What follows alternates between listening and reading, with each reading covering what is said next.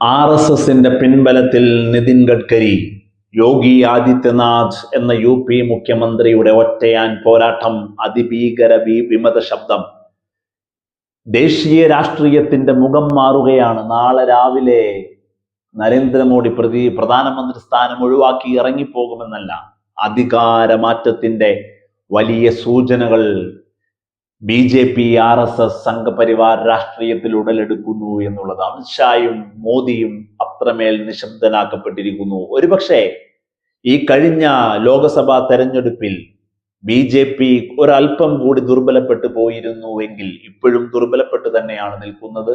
ഘടകകക്ഷികളുടെ പിൻബലത്തോടെയാണ് ഭരണം മുന്നോട്ട് പോകുന്നതെങ്കിൽ കൂടി കുറച്ചുകൂടി താഴേക്ക് BJP വന്നിരുന്നെങ്കിൽ ഒരുപക്ഷെ RSSന്റെ പിടുത്തത്തിൽ നിതിൻ ഗഡ്കരി എന്ന നേതാവ് ഈ രാജ്യത്തിന്റെ പ്രധാനമന്ത്രിയായി മാറുന്ന ആ സുലഭ നിമിഷം കൂടി നമുക്ക് കാത്തിരിക്കേണ്ടി വന്നേനെ.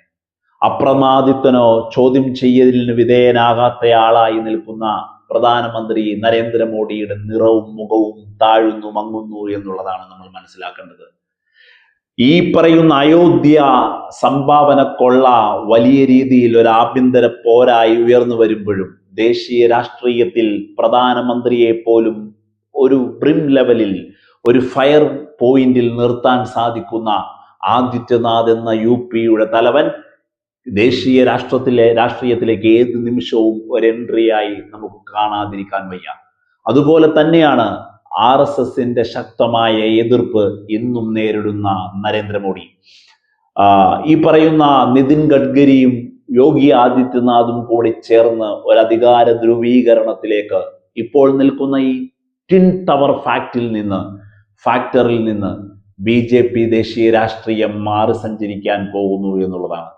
ഒരുപക്ഷെ വരാനിരിക്കുന്ന തെരഞ്ഞെടുപ്പുകളിൽ ദേശീയ രാഷ്ട്രീയത്തിൽ അമിത്ഷാ എന്ന് പറയുന്ന രണ്ടാം നിര നേതാവിന്റെ മോദി കഴിഞ്ഞാൽ ആരുടെ മുഖമാണോ ദേശീയ രാഷ്ട്രീയത്തിൽ തെളിഞ്ഞു വരുന്നത്, അതിനെ ഗ്രാജുവലി മാറ്റി പ്ലേസ് ചെയ്യാൻ ശ്രമിക്കുന്നതിന്റെ തെളിവ് കൂടിയാണ് വന്നുകൊണ്ടിരിക്കുന്നത് എന്നുള്ളതാണ്.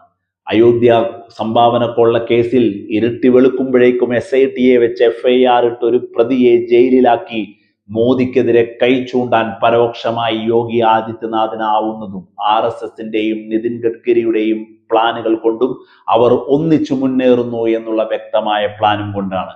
അമിത്ഷാ മോഡി മാറുന്നു, നിതിൻ ഗഡ്കരി യോഗി ആദിത്യനാഥ് വലിയ രീതിയിൽ പ്രത്യക്ഷ രാഷ്ട്രീയത്തിന്റെ ദേശീയ മുഖങ്ങളായി മാറുന്നു എന്നുള്ളതാണ്.